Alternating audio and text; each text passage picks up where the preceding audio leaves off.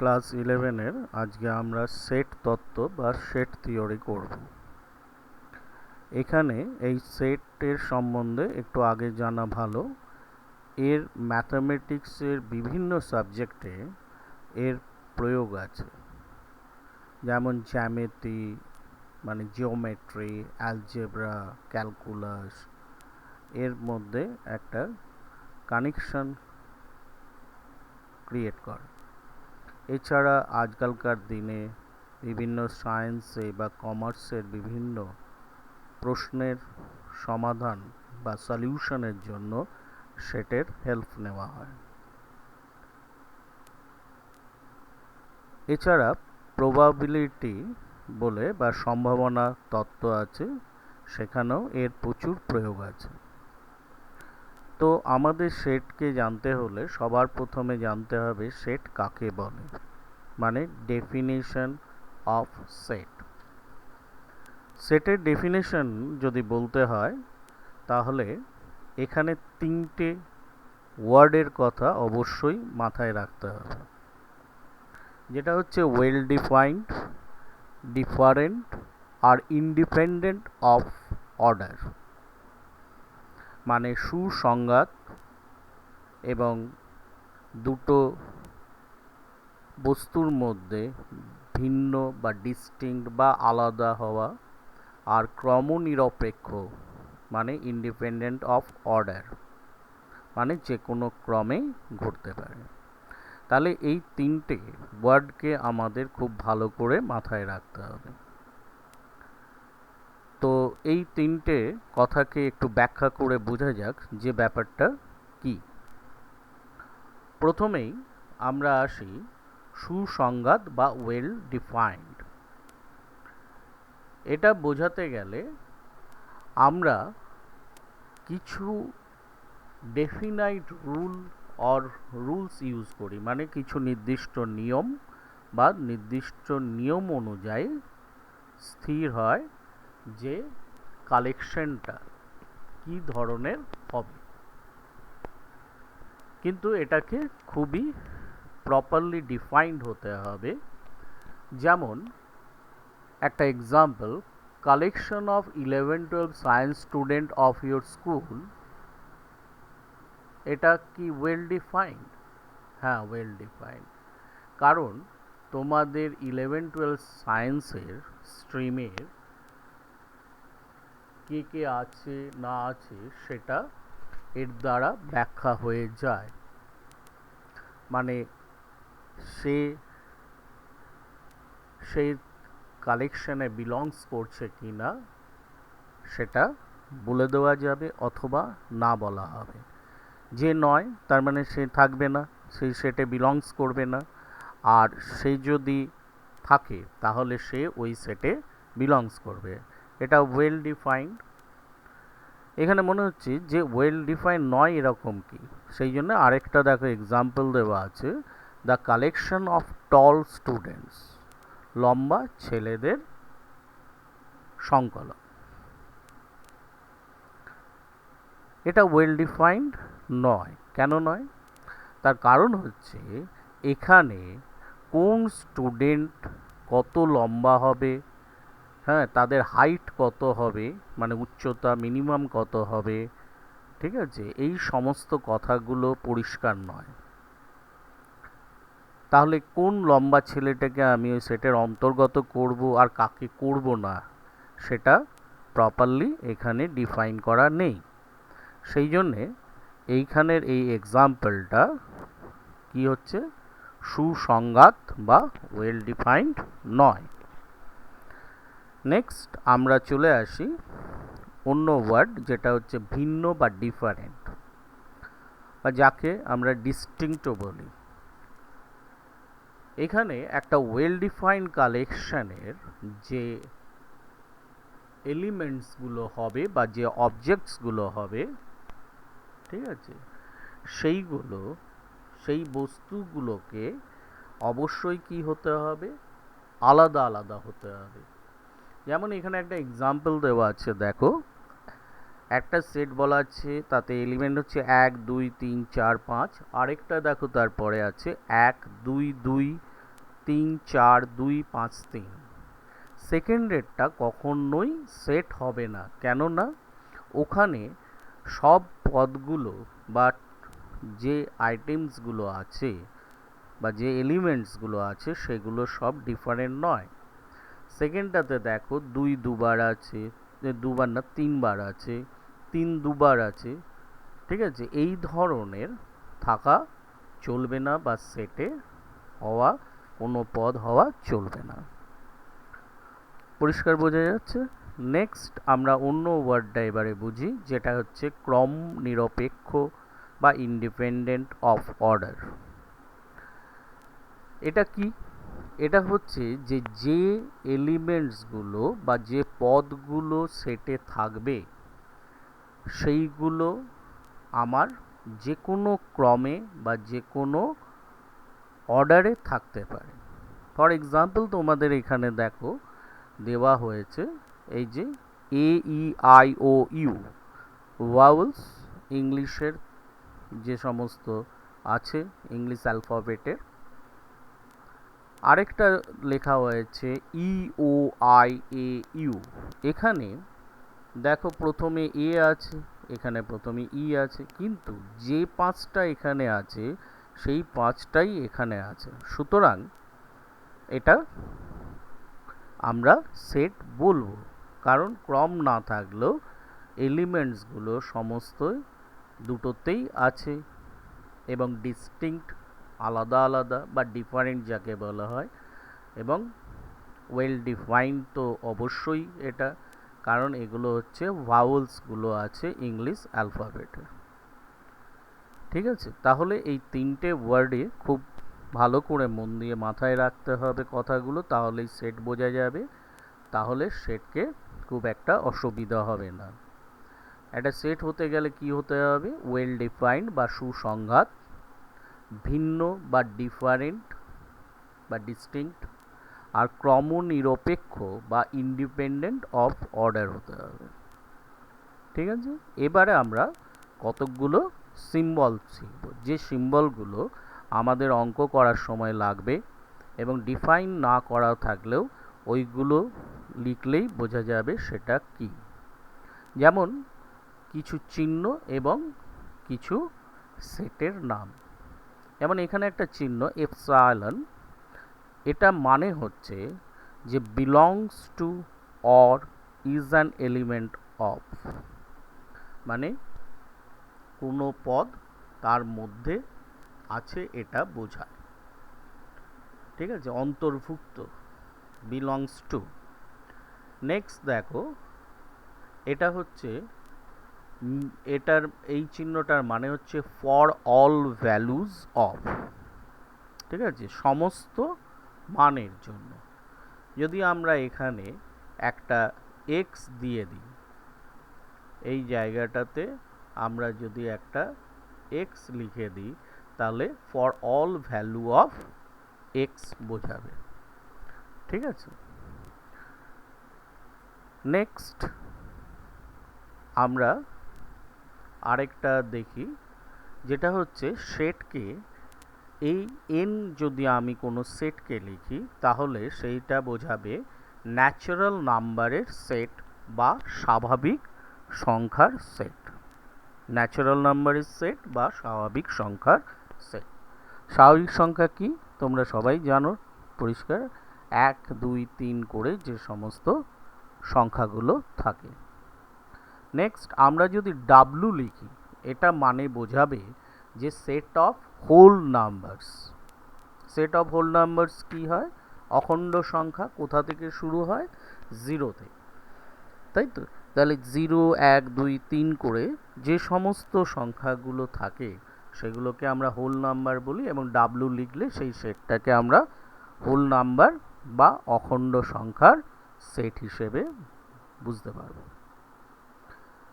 Z, Z দিয়ে প্রকাশ হয় set of integers, যেমন 0 +-1 +-2 এরকম করে যে সমস্ত পূর্ণ সংখ্যা বা ইন্টিজার আছে। জেড প্লাস যদি লিখি তাহলে এরকম উপরের দিকে যদি আমি প্লাস চিহ্ন দিই তাহলে বোঝায় সেই সংখ্যাগুলো পজিটিভ, তার মানে পজিটিভ সংখ্যাগুলোর সেট। তার মানে এখানে হচ্ছে সেট অফ পজিটিভ ইন্টিজার, যেমন 1 2 3 করে। তার মানে একটা জিনিসও এখানে খেয়াল করো, n আর z প্লাস একই। তার মানে একটা পজিটিভ ইন্টিজারের সেটকে আমি স্বাভাবিক সংখ্যার সেট বা ন্যাচারাল নাম্বারের সেট বলতে পারি। নেক্সট, z মাইনাস, এরকম উপরে মাইনাস দিলে সেই সেটটার কি বোঝাবে? নেগেটিভ নাম্বারসগুলো বোঝাবে। যেমন এখানে z মাইনাস লিখেছি, তার মানে ইন্টিজারের নেগেটিভগুলো বোঝাবে। ইন্টিজার মানে পূর্ণ সংখ্যা, তাদের ঋণাত্মক। যেমন সেট অফ নেগেটিভ ইন্টিজারকে এটা ব্যাখ্যা করে, -1 -2 -3। নেক্সট, কিউ, কিউ দিয়ে, ক্যাপিটাল কিউ দিয়ে, এবং সেটকে ক্যাপিটাল লেটার দিয়েই লিখতে হয়। এখানে প্রসঙ্গে বলে রাখছি যে সেটকে ক্যাপিটাল লেটার দিয়ে লিখতে হয় আর তার এলিমেন্টগুলো হয় স্মল লেটার। তাহলে কিউ মানে কি? কিউ মানে হচ্ছে সেট অফ র্যাশনাল নাম্বারস। ঠিক আছে। নেক্সট, আর, ক্যাপিটাল আর মিন্স হচ্ছে রিয়েল নাম্বারসের সেট। এই যে কতকগুলো সেটকে আমি লিখলাম, এগুলোকে যদি না কোথাও ডিফাইন করা থাকে আলাদাভাবে, তাহলে এদের আমরা এই সেট হিসেবে ধরে নিতে পারি বা ধরে নেব। যেরকম জেড এর ক্ষেত্রে উপরে প্লাস এবং মাইনাস দেওয়া লেখা হয়েছে, সেই রকম র্যাশনাল নাম্বারেও কিউ প্লাস কিউ মাইনাস লেখা হতে পারে। কিউ প্লাস মানে পজিটিভ র্যাশনাল নাম্বারগুলো বোঝাবে, আর কিউ মাইনাস মানে নেগেটিভ র্যাশনাল নাম্বার বোঝাবে। এইভাবে আমরা ডিনোট করে থাকি।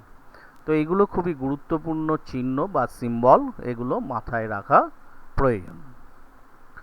নেক্সট চলে আসি সেট সমূহের উপস্থাপনা, মানে আমরা সেটকে কিভাবে প্রেজেন্টেশন অফ সেটস বলছি, মানে কিভাবে প্রেজেন্ট করব বা প্রেজেন্টেশন দেখাবো সেটা। সেটকে দেখাতে গেলে আমরা দুরকম পদ্ধতিতে দেখাই। যেটা হচ্ছে একটা রোস্টার অথবা ছকবন্ধীকরণ পদ্ধতি, রোস্টার অর ট্যাবুলার মেথড।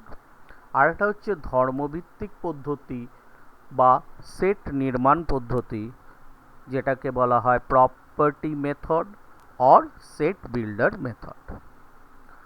তাহলে এই দু রকম রোস্টার আর সেট বিল্ডার ফর্মে আমরা সেটকে লিখে থাকি বা সেটকে বুঝিয়ে থাকি বা প্রকাশ করে থাকি। ঠিক আছে, এক্সপ্রেস করি একটা সেটকে। তো রোস্টার ফর্ম বা ট্যাবুলার মেথড কি? এই মেথডে হচ্ছে আমরা কি করি, কতকগুলো, এই যে লেখা আছে, this method of presentation is convenient when the elements of a set are explicitly given. In this method, a particular set is represented by writing its elements one after another in any order. The elements are separated by commas and enclosed in bracket, second bracket or third bracket. তবে আমরা মূলত second ব্র্যাকেটেই সেটকে লিখে থাকি। তো এর মানে কি বোঝাচ্ছে? এখানে পরিষ্কারভাবেই বোঝা যাচ্ছে যে এলিমেন্টসগুলো দিয়ে আমরা পরপর কমা দিয়ে দিয়ে যদি লিখি, সেই ফর্মটাকে বলা হয় রোস্টার বা ট্যাবুলার মেথড। তাই তো? তাহলে এবারে জানা যাক ধর্মভিত্তিক বা সেট নির্মাণ পদ্ধতি, সেট বিল্ডার মেথড।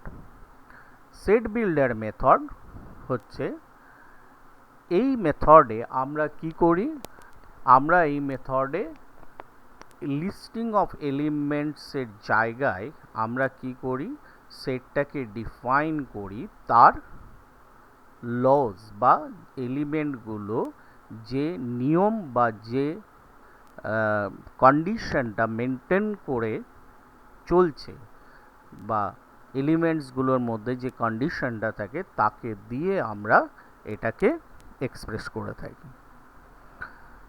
যেমন এক্সাম্পল একটা তোমাদের এখানে, যাতে রোস্টার ফর্ম আর সেট বিল্ডার ফর্মটা পরিষ্কার বোঝা যাবে।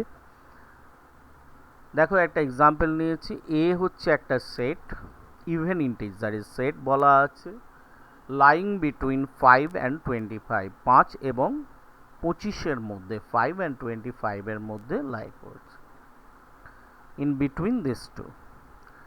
তাহলে আমরা রোস্টার ফর্মে এটাকে কিভাবে লিখব?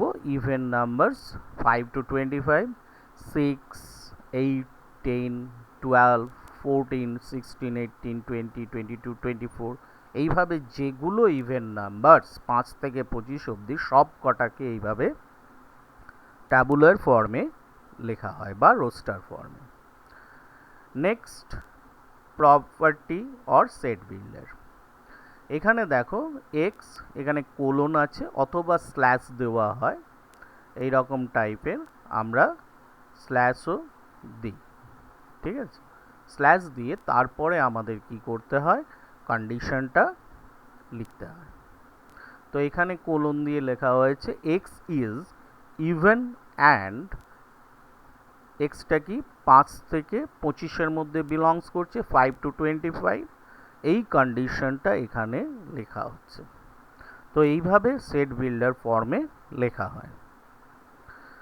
এবারে আমরা কতকগুলো সেটের সংজ্ঞা জানবো, যাতে সেটকে পরিষ্কারভাবে আরও বোঝা যায় এবং আলাদা আলাদাভাবে চিহ্নিত করা যায়, মার্ক করা যায়, সেটা আমরা এখানে করব। তো প্রথমে দেখো একপদী সেট মানে সিঙ্গেল টোন সেট, কথাটাতেই বোঝা যাচ্ছে যে সেটে একটা মাত্র এলিমেন্ট থাকে তাকে সিঙ্গেল টোন সেট আর ইউনিট সেট বা একপদী সেট বলা হয়। ঠিক আছে, একটা মাত্র এলিমেন্ট থাকে। এখানে দেখো একটা এক্সাম্পল আছে, 0 লিখে সেকেন্ড ব্র্যাকেট দেওয়া হয়েছে, এটা অনেকে ভুল করে, তো খেয়াল করো 0 আছে মানে তো 0 নয়, মানে কিছু নেই নয়, তো 0 তো নিজে একটা ইন্টিজার, তো এটা হচ্ছে একটা ইন্টিজার, সেই জন্য সিঙ্গেল টোন। নেক্সট দেখো এটা হচ্ছে ফাই, এটা এক্ষুনি আমরা শিখবো একটু পরে, এটাকে আমরা বলি নাল সেটের চিহ্ন। এই রকম লিখে আমরা যদি সেকেন্ড ব্র্যাকেট দিই, সেখানেও এটা একটা মাত্র এলিমেন্ট, সেই জন্য এটাকেও আমরা সিঙ্গেল টোন সেট বা একপদী সেট বলবো। এছাড়া দেখো এরকম সেট বিল্ডার ফর্মে দেওয়া আছে, যেটা দেওয়া আছে কন্ডিশনটা x is an integer and lies between 2 to 4। তো লাইজ বিটুইন 2 to 4 কি ইন্টিজার আছে? পূর্ণ সংখ্যা 3, তার মানে এখানে শুধু 3 হবে একটা এলিমেন্ট, সেই জন্যে এটাকেও ইউনিট সেট বা সিঙ্গেল টোন সেট বা একপদী সেট বলে। নেক্সট, শূন্য বা খালি set, null or void or MT set বলা হয়। ঠিক আছে, শূন্য সেট। তো এটা কি? শূন্য সেট মানেই বোঝাচ্ছে যে পরিষ্কারভাবে, নাম থেকেই পরিষ্কার বোঝা যাচ্ছে যে এখানে কোনো রকম কোনো এলিমেন্ট থাকবে না। এলিমেন্ট থাকবে না, এটা আবার কি রকম একটা সেট, এবং সেটাকে কি সিম্বলিক্যালি আমরা কিভাবে এক্সপ্রেস করে থাকি? এইভাবে, ফাই বা সেকেন্ড ব্র্যাকেটের মধ্যে ফাঁকা। ঠিক আছে, তো নেক্সট আমরা এর একটা এক্সাম্পল দেখি, যেটা হচ্ছে ফাই বলে একটা সেট ডিফাইন করা আছে, x is an integer and x lies between 2 to 3। দেখো 2 to 3 এর মধ্যে কোনো ইন্টিজার বা পূর্ণ সংখ্যা কি হবে? কিছুই না, কিন্তু এটা একটা সেট ডিফাইন হয়েছে, প্রপারলি ডিফাইন্ড। ঠিক আছে, এলিমেন্ট নাই থাকতে পারে, তাহলে এখানে আমরা কোনো পাচ্ছি না বলে এটাকে আমরা বলবো নাল সেট বা শূন্য সেট। তাহলে আমরা জানলাম একপদী সেট, শূন্য বা null set, singleton set and null set. Next আমরা সসীম ও অসীম set, finite and infinite set. এটা কি ধরনের? ফাইনাইট সেট মানে যেখানে একটা সেটের নাম্বার অফ এলিমেন্টসটা কাউন্টেড, মানে কাউন্টিং করা যায়। কিন্তু ইনফাইনাইট সেট কি বা অসীম সেট কি?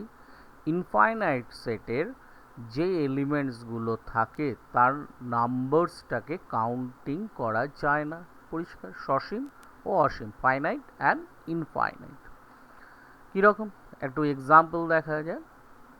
যেমন দেখো এখানে এ বি সি বলে কতকগুলো সেটের উদাহরণ দিয়েছি, এগুলো সবই ফাইনাইট সেট, কারণ এ সেটে পরিষ্কার আমরা দেখতে পাচ্ছি 4টে এলিমেন্ট আছে, 2 4 6 8, 4 elements are there.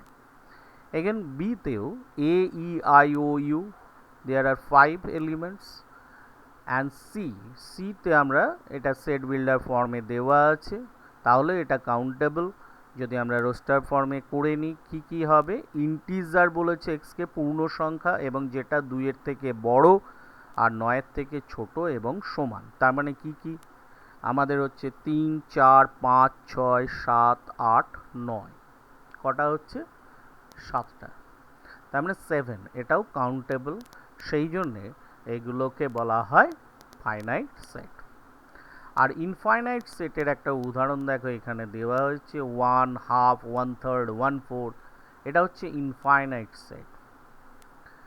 এটাই স্পেসিফিক নাম্বার অফ এলিমেন্টস নেই, সেই জন্যে ওয়াইটাকে বলা হয় আমাদের ইনফাইনাইট সেট।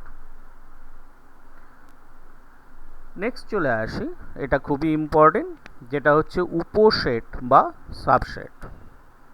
উপসেট বা সাবসেট খুব পরিষ্কারভাবে বুঝতে হবে।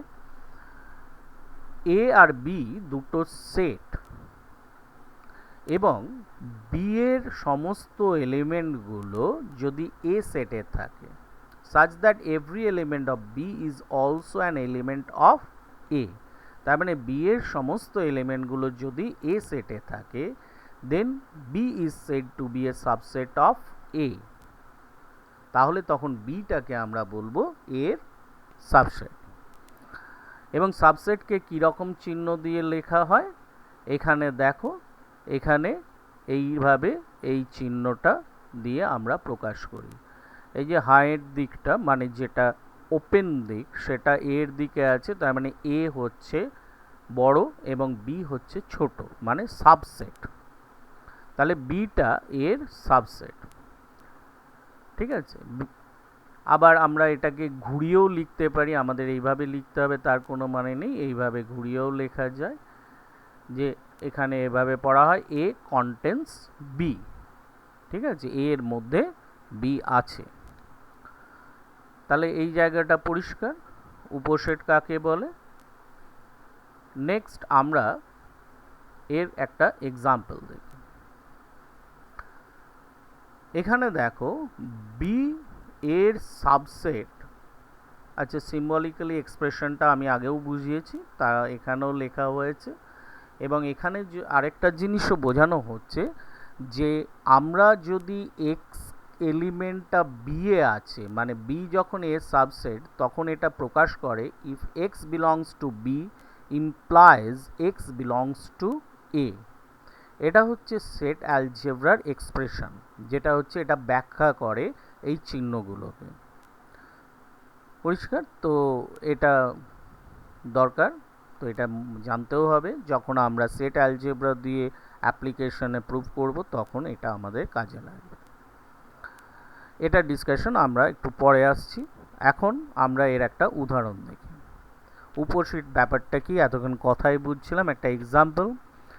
এ বলে একটা সেট, যেটা হচ্ছে কি ধরনের সেট, স্ট্যাটিস্টিক্সের লেটারগুলোর সেট, যে লেটারগুলো আছে সেই লেটারগুলোর সেট। তা বলে খেয়াল রাখতে হবে এখানে এস 3টে আছে, তার মানে 3টে লিখবো না, তাহলে তো সেটে সেট হবে না, ডিস্টিংক্ট হতে হবে বা, ঠিক আছে, তো ডিফারেন্ট টাইপ অফ এলিমেন্টস হতে হবে, তো যেগুলো হবে সেগুলো সব লেখা হলে। এবং বি বলে একটা সেট আমরা এখানে ডিফাইন করেছি, এটা A C I T S. এবং একটু খেয়াল করলে দেখা যাবে যে এ এখানে আছে, সি এখানে আছে, আই এখানে আছে, টি এখানে আছে, এবং এস এখানে আছে। তার মানে এই এর যে এলিমেন্টসগুলো, সেই এলিমেন্টসগুলোর মধ্যেই বি এর সমস্ত এলিমেন্টসগুলো আছে, তাই তো? তাহলে এইটাকে আমরা বলছি কি, বিটা এর subset. B is a subset of A, কারণ X belongs to B implies X belongs to A এখানে। তাহলে এটা হচ্ছে উপসেট বা সাবসেট। নেক্সট আমরা ইকুয়াল সেট বা সমান সেট সম্বন্ধে জানবো। ইকুয়াল সেট বা সমান সেট কি? ইকুয়াল সেট বা সমান সেট হচ্ছে যখন, মানে আমরা যেহেতু এক্ষুনি সাবসেট কথাটা শিখলাম, সেখান থেকেও আমরা বুঝে নিতে পারি যে যখন বি এর সাবসেট হবে এবং এ বি এর সাবসেট হবে, তখন আমরা এ ইকুয়াল টু বি,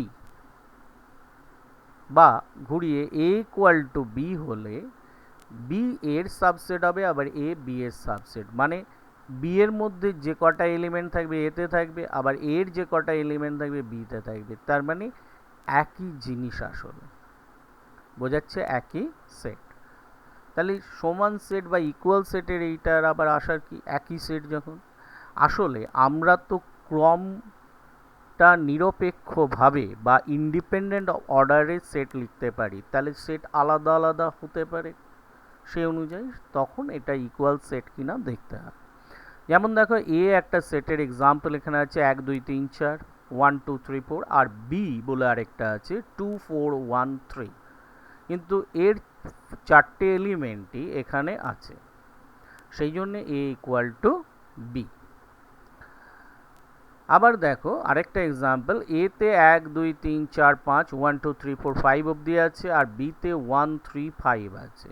তাহলে এখানে পরিষ্কার বি হচ্ছে এর সাবসেট, কিন্তু এ বি এর সাবসেট নয়। কারণ এ বি এর সাবসেট এই জন্যই নয় যে এখানে আমার 1 3 5 ছাড়া 2 এবং 4 আরও এলিমেন্ট আছে, তাহলে এ বি এর সাবসেট হতে পারছে না। তাহলে সেই ক্ষেত্রে এ আর বি ইকুয়াল সেট নয়। নেক্সট, যথার্থ উপসেট, প্রপার সাবসেট এবং সুপারসেট বা অধিসেট। এটা কি জিনিস? এটা হচ্ছে যে বি এর সাবসেট, ঠিক আছে, কিন্তু এতে বি এর থেকে অন্তত একটা এলিমেন্ট বেশি থাকবে, বা ঘুরিয়ে বলা যায় যে বিতে অন্তত এর থেকে একটা এলিমেন্ট কম থাকবে। এই রকম যখন সাবসেট নেচারটা, তখন তাকে বলা হয় প্রপার সাবসেট। এই যে এখানে বলছে পরিষ্কারভাবে, there is at least one element in A which does not belongs to B, then B is called a proper subset of A, তখন তাকে যথার্থ উপসেট বলা হচ্ছে। আর এ কে বলা হয় তখন সুপারসেট, এ কে তখন বলা হচ্ছে সুপারসেট বা অধিসেট। যেমন একটা এক্সাম্পল দেখো, এ বলে একটা সেট আছে 1 থেকে 6 অবধি, আর বি হচ্ছে 2 4 6। তাহলে এখানে পরিষ্কার দেখা যাচ্ছে 2 4 6 এতে আছে, তাহলে বিটা এর সাবসেট এবং প্রপার সাবসেট। কেন প্রপার? কারণ এর 1 3 5 এগুলো এক্সট্রা আছে, সেই জন্য এটাকে আমরা বলতে পারি যে প্রপার সাবসেট। আর কি, প্রপার সাবসেটকে আমরা এইভাবে ডিনোট করে থাকি, B is the proper subset of A. যেমন সাবসেটে দেখো এখানে একটা ইকুয়াল সাইনে একটা লাইন থাকে, এখানে সেটা থাকে না, ঠিক আছে? তাহলে আর এটা হচ্ছে এখানে সুপারসেট। তাহলে প্রপার সাবসেট আর সুপারসেট। নেক্সট আমরা আসছি সার্বিক সেট বা ইউনিভার্সাল সেট। সার্বিক সেট বা ইউনিভার্সাল সেটের ক্ষেত্রে কি হতে হবে, এটা একটা ফিক্স সেট যার আন্ডারে সমস্ত সেটগুলো সাবসেট হিসেবে থাকে, তাকে আমরা বলি সার্বিক সেট বা ইউনিভার্সাল সেট। সাবসেট হিসেবে যখন থাকে অন্যান্য সমস্ত যে আদার্স যে সেটগুলো থাকবে, তখন সেই বড় সেটটাকে আমরা বলি ইউনিভার্সাল সেট বা সার্বিক সেট। ঠিক আছে, এই ইউনিভার্সাল সেট বা সার্বিক সেটকে আমরা ক্যাপিটাল ইউ বা ক্যাপিটাল এস দিয়ে চিহ্নিত করে থাকি সাধারণত। আর এটা ফাইনাইট বা ইনফাইনাইট, সসীম বা অসীম যে কোনো সেটই হতে পারে। একটা এক্সাম্পল দেখা যাক, যেমন এখানে এ বি সি ডি চারটে সেট বলা হয়েছে নানা রকম, এখানে দেখতে পাচ্ছ পরিষ্কার। এই এ বি সি ডি গুলো হচ্ছে সাবসেট অফ দিস। এই যে একটা এখানে ইন্টিজার সেট দেওয়া আছে, এই ইন্টিজার সেটটা হচ্ছে এ বি সি ডি এর কি সার্বিক সেট বা ইউনিভার্সাল সেট। ঠিক আছে, এবং এটা ইনফাইনাইট, এটা ফাইনাইটও হতে পারে, তাতে কোনো অসুবিধে নেই। এবারে আমরা আসব পাওয়ার সেট বা সূচক সেট। পাওয়ার সেট বা সূচক সেটটা কি জিনিস, এখানে হচ্ছে যখন একটা সেটের সাবসেটগুলো মিলে একটা সেট তৈরি করে সেটাকে বলা হয় পাওয়ার সেট। মানে একটা সেটের যতগুলো পসিবল সাবসেট হওয়া যায়, একটা সেটের কতগুলো সাবসেট হয়, আমাদের একটা ফর্মুলা আছে 2 টু দি পাওয়ার n,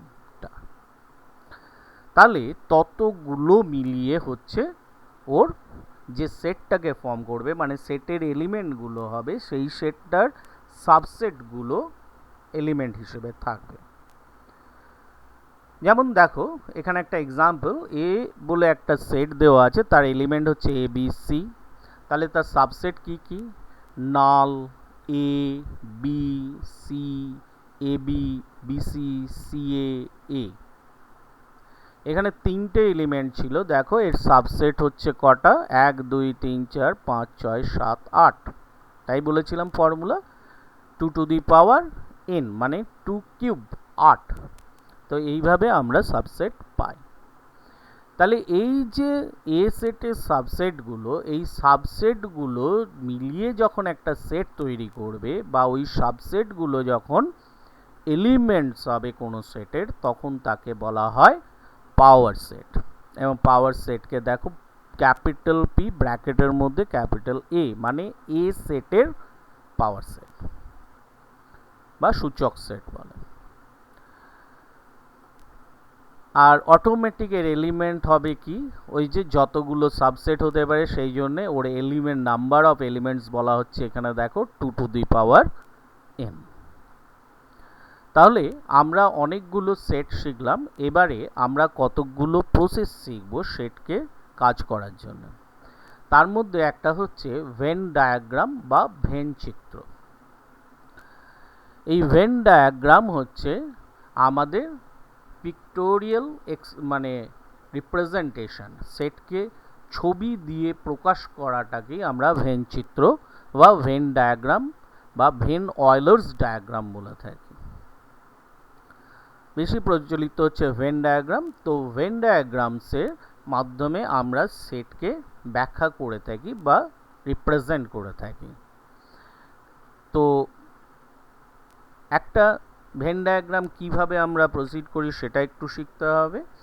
আমরা প্রথমত একটা ইউনিভার্সাল সেটকে প্রকাশ করি রেক্ট্যাঙ্গেল বা আয়তক্ষেত্র দিয়ে। এখানে দেখতে পাচ্ছ পাশের ছবিতে, এইটা হচ্ছে রেক্ট্যাঙ্গেল দিয়ে প্রকাশ করা হচ্ছে ইউনিভার্সাল সেট, ইউ নাম দিয়েছি। এবং যে সেটগুলো থাকবে, যেগুলো সাবসেট মানে ইউনিভার্সাল সেটের মধ্যে যে সেটগুলো থাকবে, তার সাবসেটগুলোকে আমরা সাধারণত সার্কেল দিয়ে বা অন্য কোনো ক্লোজ কার্ভ দিয়েও করতে পারি, কিন্তু প্রধানত আমরা সার্কেল দিয়ে করে থাকি। অন্য কোনো ক্লোজ কার্ভ বা যে কোনো একটা ক্লোজড টাইপের আবদ্ধ বক্র দিয়েও করতে পারি। তো যেহেতু সার্কেল দিয়ে করি, আমি এখানে একটা সার্কেল দিয়ে এক্সাম্পল দেখাচ্ছি। দেখো এখানে এ হচ্ছে এই বড় সেটটাকে ডিফাইন করছে, আর একটা বি বলে আরেকটা সেটকে আরেকটা সার্কেল ডিফাইন করছে। এইভাবে আমরা করি এবং এরপরে যে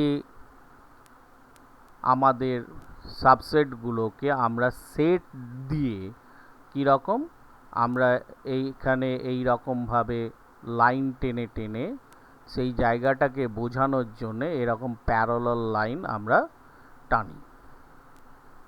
ঠিক আছে, এরকম প্যারালাল লাইন টেনে আমরা সেইটাকে ব্যাখ্যা করি বা এক্সপ্রেস করি বা আমরা আইডিয়াটা বোঝাই। তো আমরা পরবর্তীকালে দেখব, তখন আরও ক্লিয়ার হয়ে যাবে আমাদের কাছে। তো ভেন ডায়াগ্রাম হলো আমাদের সেটের এক ধরনের রিপ্রেজেন্টেশন বা পিক্টোরিয়াল বলা যায়, বা ছবি দিয়ে প্রকাশ করা হয়। নেক্সট আমরা এবারে আসব সেট অপারেশন। এই সেট অপারেশনসগুলো আমাদের দুরকমভাবে করে থাকি, প্রকাশ করে থাকি। তার মধ্যে কি কি সেট অপারেশন আছে? প্রথম হচ্ছে দুটো সেটের যোগ, union or join of two sets. সেটা কি? সেটা হচ্ছে যে দুটো সেটকে আমরা এইরকম এ ইউনিয়ন বি দিয়ে প্রকাশ করি। তা ইউনিয়নটা কি?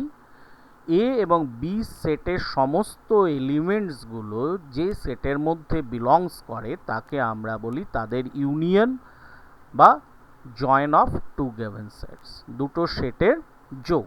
সেটাকে আমরা এইভাবে প্রকাশ করে থাকি। এবং আমরা এটাকে সেট অ্যালজেব্রায় ব্যাখ্যাটাকে যদি বলি, এটাও হচ্ছে সেট, যে আমরা সেটকে বোঝাই তার একটা প্রক্রিয়া বা প্রসেস। এখানে দেখো এক্স কোলন মানে এ ইউনিয়ন বি এর এলিমেন্ট হচ্ছে এক্স, যেখানে এক্সটা এতে বিলংস করবে, ঠিক আছে, অথবা এক্স বিলংস টু বি, এটা হচ্ছে অথবা বা অর সাইন।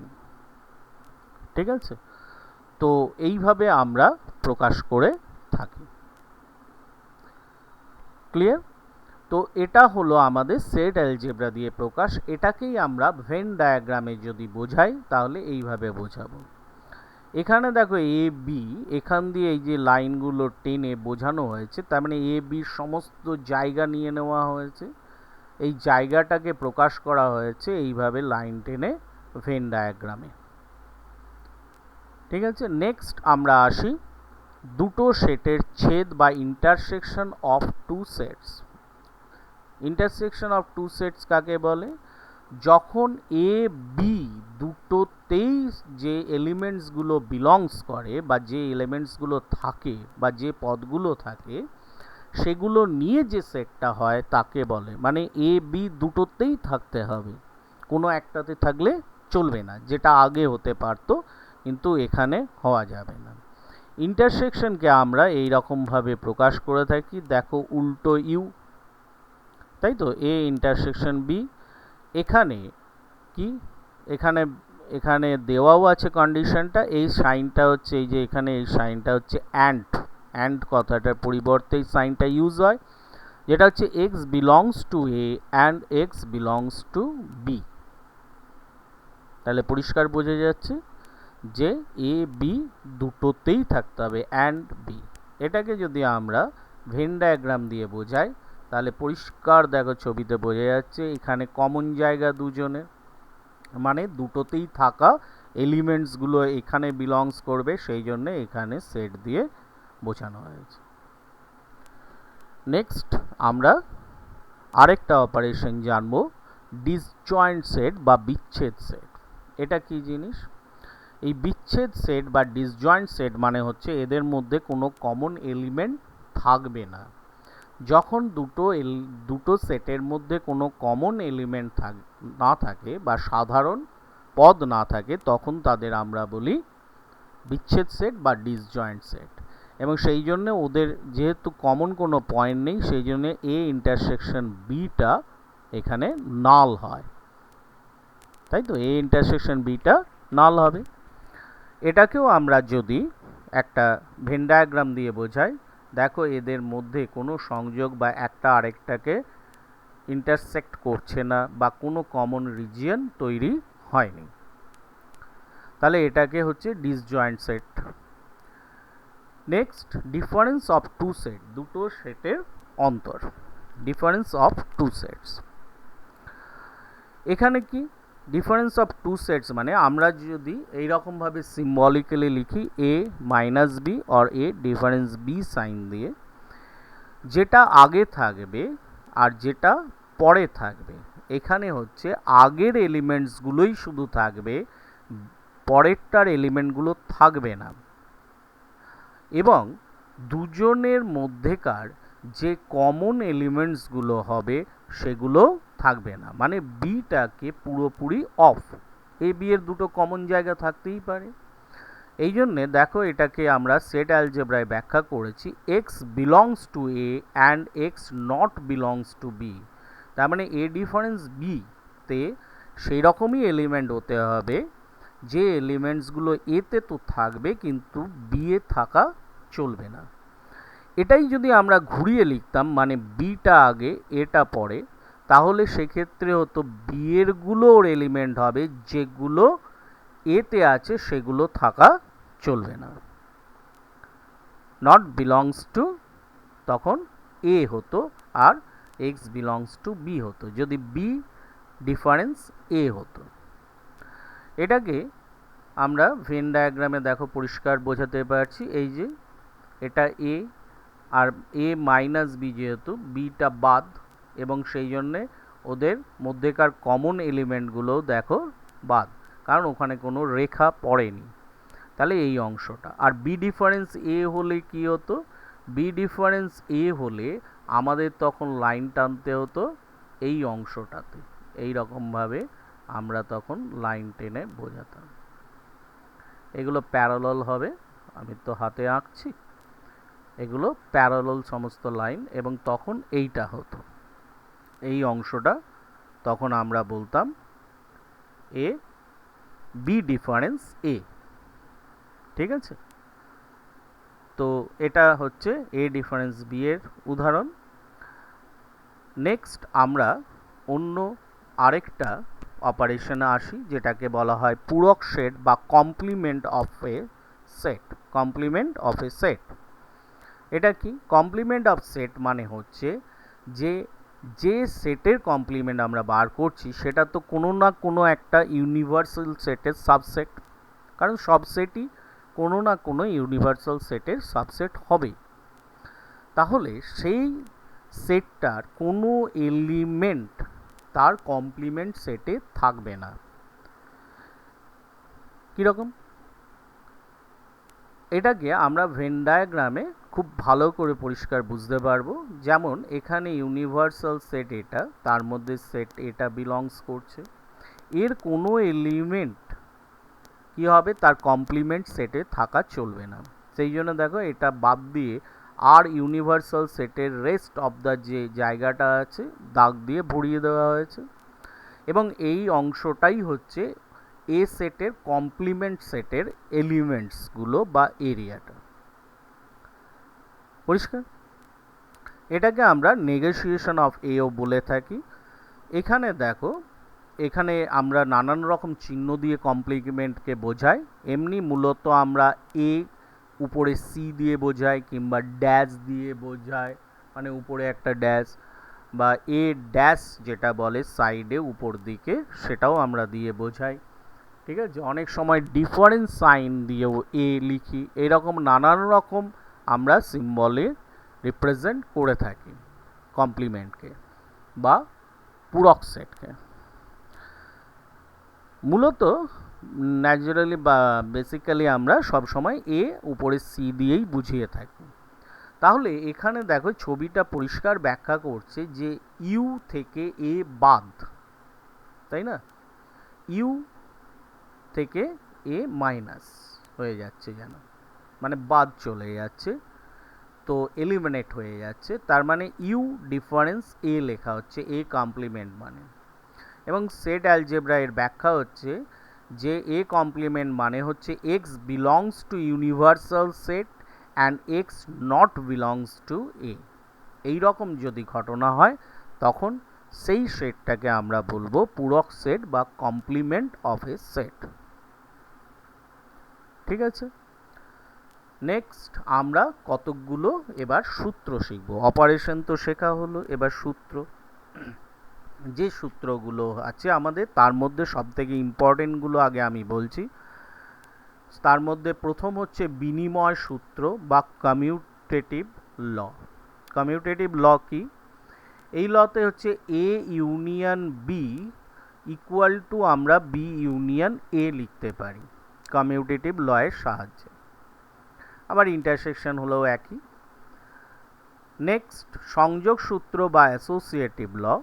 এই ল এর ক্ষেত্রে আমাদের হচ্ছে কি এ ইউনিয়ন ব্র্যাকেটের মধ্যে দেখো বি ইউনিয়ন সি, আবার আমরা সেটা সমান লিখতে পারি এ ইউনিয়ন বি ব্র্যাকেটে ইউনিয়ন সি। এইভাবে অ্যাসোসিয়েটিভ ল, পরেরটা আবার ইন্টারসেকশন দিয়ে লেখা আছে, একই ধরনের, তোমরা বুঝতেই পারবে। তো এটাকে আমরা বলছি সংযোগ সূত্র বা অ্যাসোসিয়েটিভ ল। তারপরে হচ্ছে বন্টন সূত্র বা ডিস্ট্রিবিউটিভ ল। এটা কি ধরনের? এটার ক্ষেত্রে দুটো আমাদের অপারেশন ইউজ হয়। একটা দেখো এ ইউনিয়ন ব্র্যাকেটের মধ্যে বি ইন্টারসেকশন সি। ডিস্ট্রিবিউটিভ ল বলছে যে এটা ইকুয়াল টু আমরা লিখতে পারি এ ইউনিয়ন বি ইন্টারসেকশন ব্র্যাকেটের মধ্যে আবার এ ইউনিয়ন সি। এই ডিস্ট্রিবিউটিভ লটা পরে আবার আরেকটা ফর্ম দেওয়া আছে, ওটাই যেমন ইউনিয়ন আগে ছিল এখানে ইন্টারসেকশন, আর ব্র্যাকেটের যেমন ইন্টারসেকশন ছিল এখানে ইউনিয়ন। তো এই বন্টন সূত্রের ক্ষেত্রে দুটো অপারেশন লাগে, আগেরগুলোয় দেখো একটা করে অপারেশন। এরপরে আসছে সবথেকে most important De Morgan's law. De Morgan's লতে আমরা যেটা পাচ্ছি সেটা হচ্ছে A union B complement is equal to A complement intersection B complement. মানে A union B whole complement হলে তাকে equal to A complement intersection B complement. আবার ইন্টারসেকশন যখন হয় তখন ইউনিয়ন হয়। এটাকে বলা হয় ডি মর্গানের সূত্র বা ডি মর্গান লস। যখন এই লগুলো আমরা কোনো অঙ্কে অ্যাপ্লাই করব তখন এগুলো অবশ্যই পাশে লিখে দিতে হবে কোন ল অ্যাপ্লাই করা হচ্ছে। নেক্সট আমাদের আরও কতকগুলো আছে, তার মধ্যে এগুলো ছোট ছোট কতকগুলো ল, যেমন আমাদের ইনডেমপোটেন্ট বর্গৈক্য সমসূত্র। এটা কি সূত্র? এটা হচ্ছে এ ইউনিয়ন এ মানে এই হবে, তাই তো? এ আর এর ইউনিয়ন এই হবে, এ ইন্টারসেকশন এও এ হবে। সেরকম হচ্ছে অভেদ সূত্র বা আইডেন্টিটি ল। এটার বেলায় হচ্ছে এ ইউনিয়ন কি universal is equal two universal, আবার এ ইন্টারসেকশন ইউনিভার্সাল মানে এ ছোটটাই হবে, এই যে এখানে এ সেটটা। আবার এ ইউনিয়ন নল হলে এ হবে, বাট এ ইন্টারসেকশন নল হলে নল হবে।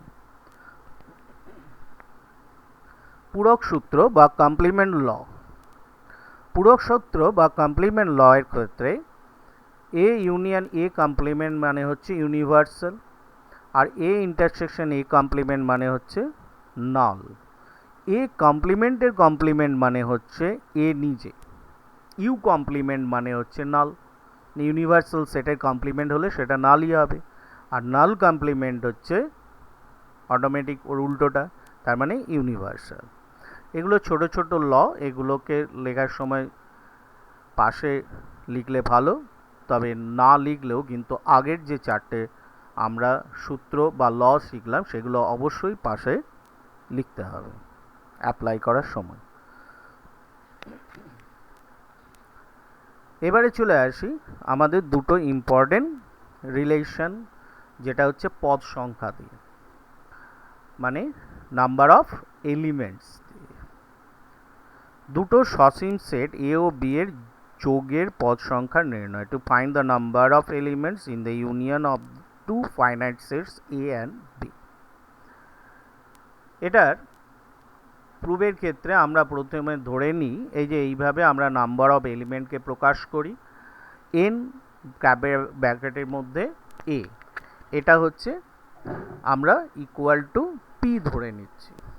মানে ধরো যে চারটে যদি কোনো জিনিসে কোনো এলিমেন্ট থাকে, তাহলে সেটার ক্ষেত্রে কিভাবে লিখবো, ধরো এতে চারটে এলিমেন্ট আছে, তাহলে তাকে আমরা এইভাবে বোঝাই, এন এ ব্র্যাকেটের মধ্যে যে সেটটা যার নাম্বার অফ এলিমেন্ট বলতে চাইছি, ধরো 4টা ছিল, তাহলে 4 ইকুয়াল টু 4 লিখব। তো এইভাবে আমরা নাম্বার অফ এলিমেন্টসের সেটের প্রকাশ করে থাকি। তাহলে এখানে আমরা N A equal to P, N B equal to Q আর N A intersection B equal to R ধরে নিচ্ছি। এবারে দেখো ভেন ডায়াগ্রামে আমাদের ভেন ডায়াগ্রামের ক্ষেত্রে n A difference B, n A difference B মানে কোন জায়গাটা, এইটা নাম্বার অফ এলিমেন্ট, এই যে এই জায়গাটা হবে, এই যে লাল রঙের প্যারালালি রেড কালারের যে লাইন্সগুলো আছে এই অংশটা। তাহলে এন এ ডিফারেন্স বি মানে হচ্ছে n A minus N A intersection B, কারণ এইটা হচ্ছে পুরো এন এ, তার থেকে এই অংশটুকু বাদ দিয়ে আমরা এন এ ডিফারেন্স বি বলতে পারি, তাই তো? ভেন ডায়াগ্রামের ছবি থেকে এটা স্পষ্ট। আর সেটা আমাদের ধরে নেওয়া থেকে কি লেখা যাবে, পি মাইনাস আর। আবার এন ডিফারেন্স বি মাইনাস এ কোন অংশটা, এই যে ব্লু কালারের এই যে আমাদের ভার্টিক্যাল বা উলম্বভাবে যে লাইন্সগুলো আছে এই অংশটাকে আমরা বলছি বি ডিফারেন্স এ। এবং এটা পরিষ্কার দেখো, n B minus N A intersection B, তার মানে কিউ মাইনাস আর। তাহলে এই ভেন ডায়াগ্রামের শেডেড রিজিয়নসগুলো থেকে আমরা এ ইউনিয়ন বি মানে হচ্ছে পুরো সেট দেওয়া অংশগুলো সমষ্টি, মানে এই তিনটেই, এইটা প্যারালাল, এই কমন জায়গাটা যেটা হচ্ছে স্ল্যান্টভাবে লাইন টানা আছে তির্যকভাবে, আর এই যে ব্লু কালারের বা নীলের। তাহলে এই তিনটে রিজিয়নকে আমরা টোটালটাই হচ্ছে আমাদের এ ইউনিয়ন বি। তাহলে এ ইউনিয়ন বি মানে আমরা লিখতে পারছি এন এ মাইনাস বি বা A difference B plus N A intersection B plus N B difference A. এবং এগুলো আমরা আগে লিখে নিয়েছিলাম, সেই অনুযায়ী আমরা যদি বসিয়ে দিই, সিম্পলিফাই করে আমরা পাচ্ছি P plus Q minus R, and that means n a union b is equal to n a plus n b minus n a intersection b. Very very important. Next আমরা আসবো, এটা যেমন দুটোর ক্ষেত্রে করলাম, দুটো ফাইনাইট সেট বাট দুটো সসীম সেটের ক্ষেত্রে, এবারে আমরা করব এটা তিনটে ফাইনাইট সেটের ক্ষেত্রে। ঠিক আছে, তিনটে সসীম সেটের ক্ষেত্রে, মানে A union B union C এর পদ সংখ্যা বা নাম্বার অফ এলিমেন্টস।